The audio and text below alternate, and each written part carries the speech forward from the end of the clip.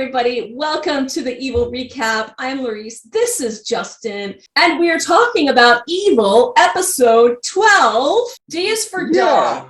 And we have a lot of questions. My biggest question is, how many dolls are there? What was that demon attached to that clown doll? Well, we're going to jump right into it. But before we do, we just want to clear up that we messed up last week with one of our projections. We predicted that Edward was dead and in a jar in Leland's house. Well, he wasn't. We don't know what Leland and Sheryl are up to, or Leland and Edward are now up to. Maybe she's graduated. I think graduating meant that she didn't have to deal with them anymore. She may have advanced past him.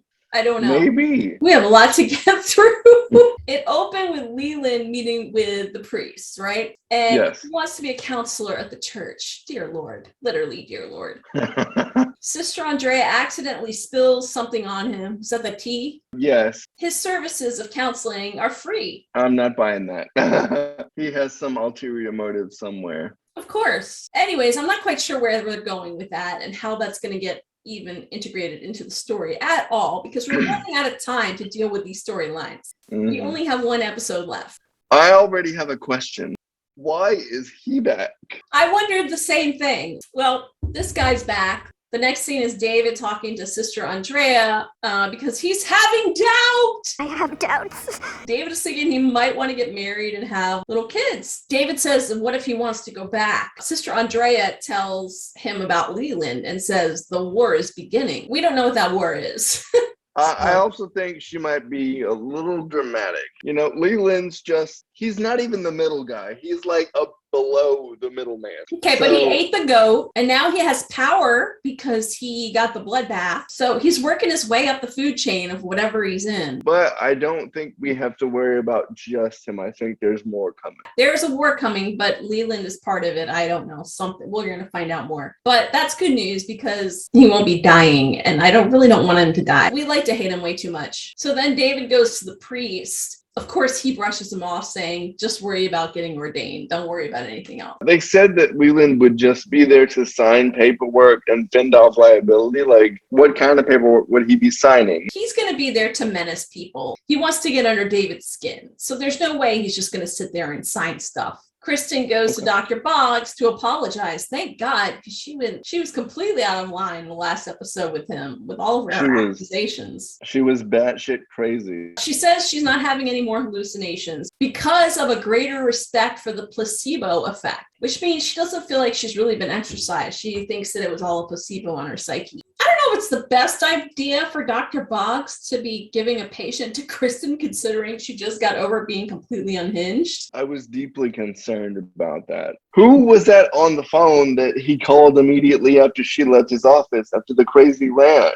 We still don't know. Might have been someone at like a psychiatric facility or something. Well, we do learn that he has like a little hidden agenda. He wants to write a book about Kristen and Ben and David. So there's that. And that's kind of why he's probably connecting everyone. So the next scene, Dr. Boggs introduces Kristen to this patient of his that's lost his wife and is seeing some entity in his house. It's a shadow man. He says it was menacing him and now seems to be going after his son. And there was an accident that broke his son's arm. You can see Dr. Boggs trying to push this. And I'm sitting there thinking to myself, what is he doing? He's got to have some kind of motive here because he doesn't normally push patients to Kristen. Last time with the pregnant patient in season 1, he was like, let me be clear. I don't believe in this, but my patient wants this. But this time, Dr. Boggs is making him see her. This is a great story. This is a book.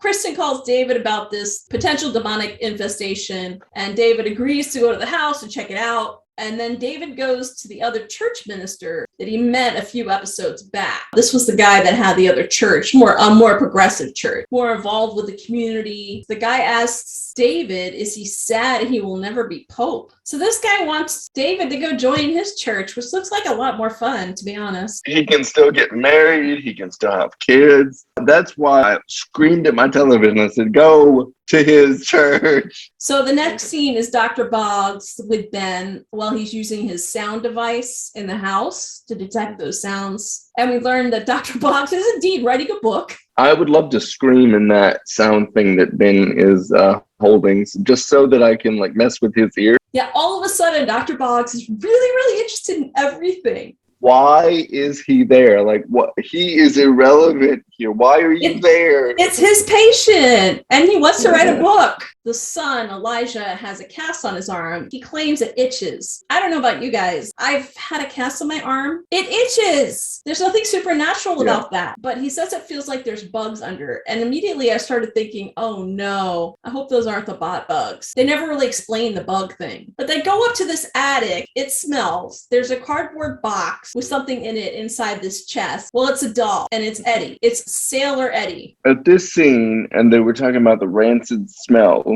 my first thought was The Conjuring, because they said that rancid smells can often indicate demonic activity. And it's not that there's a demon in the doll, it's that there's a demon controlling the doll. The demons are giving the doll bad BO. In addition to menacing everyone else, you're making the whole place stink.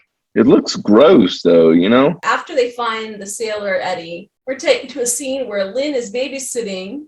The parents seem kind of weird. Yes, and I was hoping that I wasn't the only one who noticed that. It's like they're afraid of their own child. Lynn asks him if he wants to play some games. He says he doesn't pick the games. They go to play hide and go seek. When she goes to look for him, he's sitting there in a chair looking kind of distant and creepy. And we learn there's this other Eddie. This is a clown Eddie. He's the one telling Sebi, the boy, what to do. So this clown Eddie told him not to move. So he has to sit there and can't play. That's a big demand. He could hear the doll talk to him, but the wife of the guy in the current case also heard the doll speak to her. Why can't Lynn hear anything? Maybe he's only meant to be heard by certain people. And she looks visibly terrified, too. I would be terrified. And then they didn't really explain what that meant, what he said. They just seem small, but he's actually big. They kind of did later, though, in the scene with Dr. Boggs and the demon. Although that was a different demon than this kid's probably facing. It's probably different demons for different dolls. So Dr. Boggs records this. He learns later on maybe recording this stuff isn't the best idea. So Ben wants to check Eddie for tech toxicity. Lynn comes home and finds the clown Eddie in her frickin' bag. She seems pretty surprised. I don't think she took Eddie. No. Cheryl takes the kids to school and finds Edward. And he's been following her, weird, and he has a new game for her. She's supposed to do 2 things, and he gives her 1 thing. Well, if you're going to do 2 things, then you should get 2 things back. He claims that this 1 thing he's going to do for her in exchange for those 2 things is invaluable. Yeah, we find out later what it is. I don't know about all that. He doesn't do permanent offices. He floats. He's a floater. Okay, I'm just going to get that joke in there. I didn't understand the purpose of I don't understand any of this. I don't think anybody does. If you guys know, please tell us, because I don't get this at all. She goes in and has to slap this guy, Asa, in the face when he says daffodil. It almost looked like she was under some kind of trance when she did it, though. Maybe it was the puzzle. And why the sunglasses? We don't know. Because they make her look cool. It looks like a spider now. Yeah, definitely a spider. And it says solve the spider. It's so weird. He says, you're a daffodil, and she just drops it. That's what made me think she was in a trance. Either that or she's really, really good at following directions. I mean, he could have filed an assault charge because she just slaps. What is with people slapping each other on this damn show? I don't know, but I like it. And then they have elevator hanky-panky. So the next scene, the babysitting parents, they come to Kristen's door and ask about the missing doll. I'm telling you, once again, they seem off, and Kristen actually senses them being off. Almost like they think something's going to happen, like they think they're going to die if they don't get that doll back. So they go to get the doll, and it's gone. Lynn accuses Lexi of taking it. But we learn later it wasn't Lexi that took it. The next scene, Sister Andrea and David are talking, and she tells them the story of the man that fell in love with her. And he eventually got married and had a family of his own. But one day he went out to his car and took his own life. This whole conversation is prompted because David is once again feeling like he might be lonely because he's not going to be able to have a wife or whatever. He's going to have to take that vow of celibacy. So he's inquiring, and he's just curious to know if Sister Andrea is alone. No, she doesn't sound like she's alone at all. I mean, she never wanted to have kids. And David, it's not like David hasn't had sex before, because he has. She wants to know who's been in his ear, but she also says if they don't believe in the demonic, don't listen to them. God is here, but the devil is too. I think that whole speech, she was trying to tell David, you're never really alone because you have God. I want her around for future seasons. I want her around for every season. She's amazing. I love her too. I agree 100%. I really do think she might have some type of supernatural abilities somehow. If you're right, and I do believe you are, if you're right, we're going to find out in the next episode. Setting this up, David goes back to visit the aggressive pastor, and he wants to know why he left the priesthood, because this guy was actually going to be a priest too in the Catholic Church, I guess. And he said it was because he stopped believing it. But David actually Googled him and found that he left because he was in love with a nun. This is where it starts to get really, really interesting, because David even acknowledges it. He explains part of what he does is help exorcisms. And the pastor says he's more of like a 21st century guy dealing with modern world problems and issues like corrupt cops and student loans. You can tell he's pretty hardcore progressive in the political landscape, right? Not hocus pocus, not demons and devil horns. The pastor says, look at the exorcists in the church, and they're all performative. And I immediately thought about Father Mulvihill because of what Sister Andrea said about him. I started thinking about that, but then in the scene that follows this with this Gregory guy, I'm like, oh my gosh. He wants David to help out with the protest. Well, David gets a call and explains to the pastor that a 15-year-old has just tried to shave his arm off because his house is possessed by a demon. And the guy kind of looks at him like, oh shit. So then it cuts to David talking to the dad. He says the shadow came back and his son felt bugs under his cast and tried to cut off his actual cast. They didn't explain what the deal is with the bugs. Well, we'll get to it. These little figure shapes that are on the wall actually look like bugs. Then maybe there was that connection. I did think they look like kind of like scorpions a little bit, right? Yeah, but they didn't explain that either. There's different figures, right? Yes, I think that room was cursed. They go back to the priest, and Kristen tells him that they're suffering from panic disorder. What the hell are these things? Hold on, I have a theory. It sounds insane, but here it is. I think that room, way back in the ye olden days, served as some kind of containment unit for a demon. Those designs on the wall could have been runes to keep the demon inside the room. But what about Eddie? See, that's where you got me. Ben says some dust particles matter, like different dust particles can clump together. So if someone put up like a Halloween decoration and then pull it down, it could leave this imprint maybe, but the priest is convinced that it's not demonic. So he says he's going to have to dispatch Gregory. Who the fuck is Gregory? I'm just like, seriously, you're going to send us this another douche table? That's Gregory. I already hate him. And then he threatens the guy if he lies to him and accuses him of not being truthful right away. I'm like, what the heck is wrong with you? He says that evil only attacks where there's a soul that is vulnerable. David says that's not true. Yeah, well, David calls him on it. He says that's not in the catechism. He says it's in his catechism, the catechism of Gregory. And they're trying not to laugh. Now we have a scene with the girls in the room at night. And Laura wakes up, and look who took the doll. Laura. And then Lexi catches Laura. Laura says she's going to give it back. So Lexi sees it and says, oh, that's Eddie. That belongs to Grandma. We need to put it back because she thinks that's Grandma's doll. So they go into Grandma's room and they put it where Eddie normally is. I guess Grandma had Eddie down like in a bag or something. She had him put away. But the train comes rumbling by and Eddie starts shaking because of the train, but they think it's supernatural. So they go running out. They go running out screaming, the neighbors? Where are the neighbors? You don't think, Kristen, nobody else in the house would have heard this? I have hypothesized that the neighbors are dead. Great, here we go again. And there's really no explanation for this freaking scene. Sheryl and Edward are eating at a fine dining facility, and he says their dish looks like Daffodil. She goes up to the stranger and gives him a card that says he's free of That's- STDs. Yeah. Oh my God. This was the second thing that he wanted her to do. The first was slap the guy, but both of the times the trigger word was daffodil. What was the purpose of either of those exercises? I mean, they didn't explain it at all. Nope. The rich fat cat guy with the STD test. Why? Maybe he has a list of people that he's targeting. Oh, he has a blacklist. Now we have Gregory putting on this freaking show. I'm just like, what do I have right setting up this freaking thing? It's 100% performative. Kristen and Ben are trying to keep from laughing.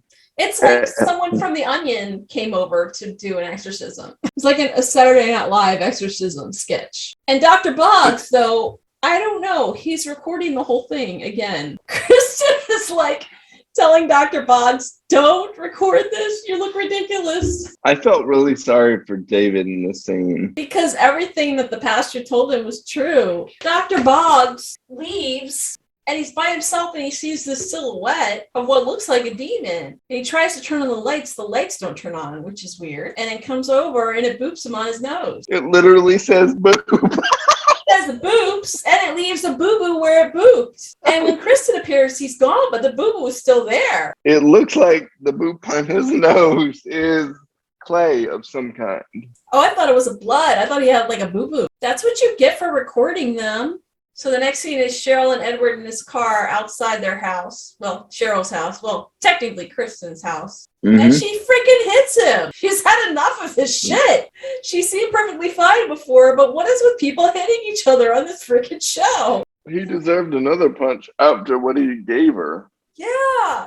So it's his great-grandfather's head in a jar. He says she's now graduated and this is her sigil. What the hell? Who keeps a head in a jar? I don't know what I would do if I got that as a gift. I really don't. I'd be like, I want your car.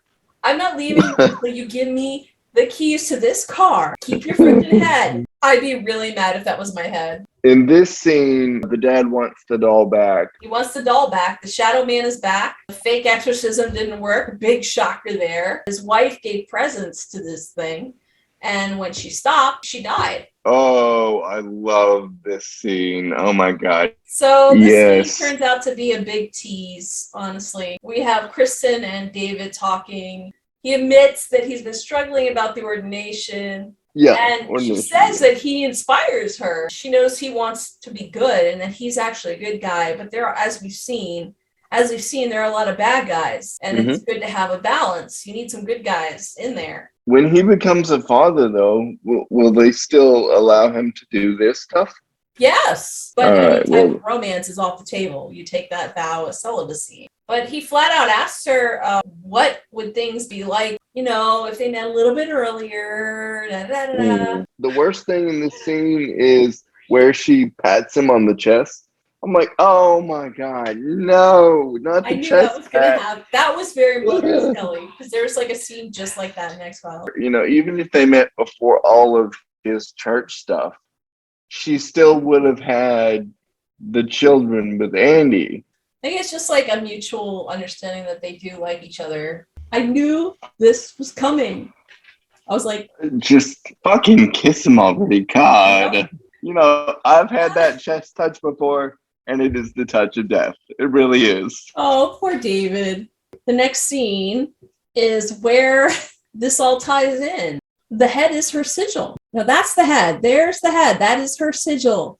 And this is what this is what they do, I guess. But I don't understand what happens next. What happens next when she sets up the two dolls? Because she's surprised. She has a new Eddie, Clown Eddie. Who put that there? So now you've got Clown Eddie, and she pulls out Karen Eddie. I'm so confused at this. So the Father, the Son, and the Holy Spirit, the Holy Trinity. What? Why would she be doing this if she were a demonic recruiter? So the head is Jesus. And the Holy Clown Spirit. She says, I'm ready, use me. Now this is where it gets even more confusing. It pans up and we have Mother Mary up there. What? So that is 100% Catholic. I don't know what's going on. I don't know. And pokes a hole in your theory that she's one of the 60. Why Why would does she have her sigil? I mean, unless she is some kind of secret soldier of God or something like that, trying to penetrate the circle of evil. I mean, she's like going around and stalking men and chopping them up and putting them into jars. So unless the men that they're targeting are bad people, the whole thing is not making any sense. And we only have one episode left to explain all of this. Where did Mary come from and why is she praying? What is going on? We have one episode left. And we had to deal with like a good 5 minutes of Gregory. We didn't need him. I was like, oh my God, just get him off the screen, please. Yeah, I agree. We didn't need Gregory. Every other part of the episode I thought was really good. I hope they give us a lot of scare factor for the next episode too. I really want to like jump out of my skin a couple of times. Yeah, and they really need to be careful about how many different subplots they're layering on, because each one has its own added layer of confusion and more questions that need to be answered. I mean, unless this next episode is really long, they're not going to answer anything.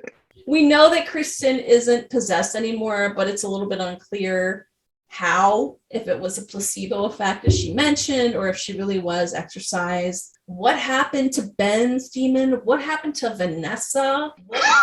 What is that substance in the jars that Sheryl is getting her infusions? At least there wasn't a one of the King's other shows. It panned to a frozen dick in a jar. So at least that wasn't this. At least this wasn't they that. like to put things in jars then. I guess they figured they just put a head in a jar. Where do they come up with this stuff?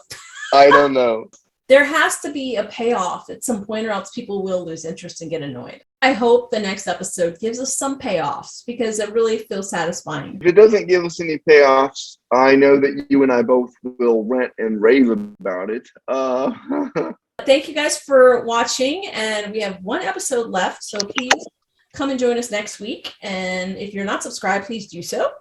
And if you enjoyed this, make sure you smash the like. It helps, and leave a comment down below, and I will try to respond to them. But we'll see y'all next week. Until then, see you later.